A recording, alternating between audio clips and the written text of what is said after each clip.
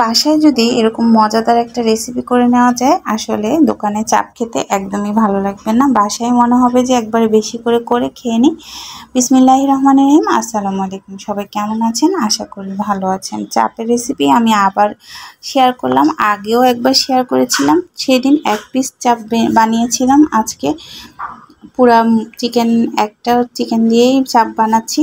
তো এখানে 4 পিস হয়েছে, আর এগুলাকে আমি বাসায় সুন্দর করে বানিয়ে নিব। বিসমিল্লাহির রহমানির রহিম। আসসালামু আলাইকুম। সবাই কেমন আছেন? আশা করি ভালো আছেন। আমি আল্লাহর রহমতে ভালো আছি। আরও একটা বৃষ্টি ঝলমল দিনে চলে আসলাম আপনাদের সাথে। আর এই যে চাপ বানিয়ে নিলাম। চাপটা কিন্তু অনেক মজা হয়েছিল। আর এটা আমি শনিবারে বানিয়ে নিয়েছিলাম, শনিবারে ভিডিও।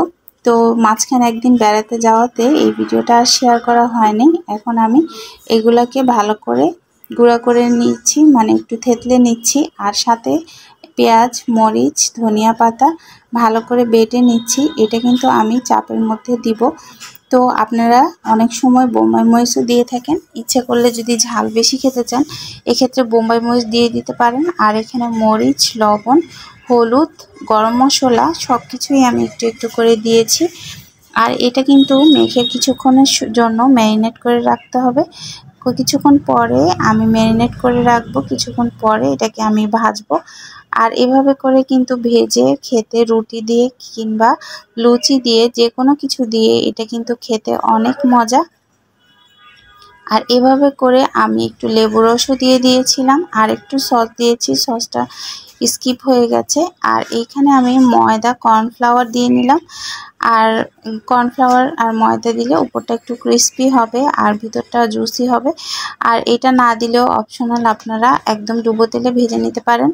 আমি একটু উপরটা ক্রিস্পি না হলে আমার মেয়ে খেতে পছন্দ করে না, তো আমি একটু ক্রিস্পি করার জন্য এভাবে একটু করে নিয়েছি। আর এই যে দেখতেই পাচ্ছেন, চাপটা কিন্তু অনেক মজা হয়েছিল।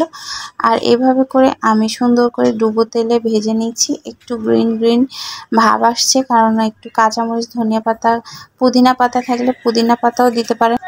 এখন আমি ডুবো তেলে ভেজে নিচ্ছি, খুব ভালো হয়েছে। আর খেতে কিন্তু অনেক ক্রিস্পি হয়েছে। আর আমার এই যে ভাজাটা একটু লাল লাল হয়ে গেলে আমি নামিয়ে নেব।